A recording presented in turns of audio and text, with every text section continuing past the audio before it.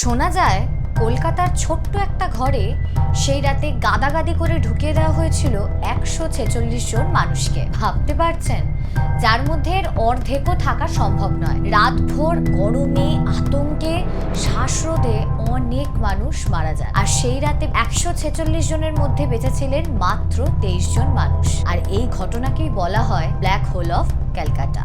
কিন্তু আজ অনেক ইতিহাসবিদ এই সংখ্যাগুলো নিয়েই তুলছে নানা রকম প্রশ্ন। ইতিহাসবিদ ব্রিজেন গুপ্ত তার Sirajuddaulah and the East India Company বইতে সরাসরি এই বিষয় নিয়ে প্রশ্ন তুলেছেন, আর সেটা হলো কলকাতার ব্ল্যাক হোল কি ইচ্ছাকৃত ছিল? কিছু বিশ্লেষণে বলা হয় এই ঘটনা হয়তো অব্যবস্থাপনা বা বিশৃঙ্খলার ফল। কারণ সিরাজ সেই রাতে 146 জনকে বন্দি করেছিল ঠিকই, কিন্তু তার উদ্দেশ্য ছিল না তাদেরকে আটকে মেরে ফেলার। মূলত বন্দীদেরকে একটা নির্দিষ্ট জায়গায় গিয়ে রাখা হয়। সেই মুহূর্তে অব্যবস্থাপনা এবং বিশৃঙ্খলার ফলেই হয়তো এই ঘটনাটি ঘটে যায়। তবে এটা কোনো জাস্টিফিকেশন নয়। এই ঘটনা যে কারণেই ঘটে থাকুক না কেন, তাতে তার নিষ্ঠুরতা কমে না।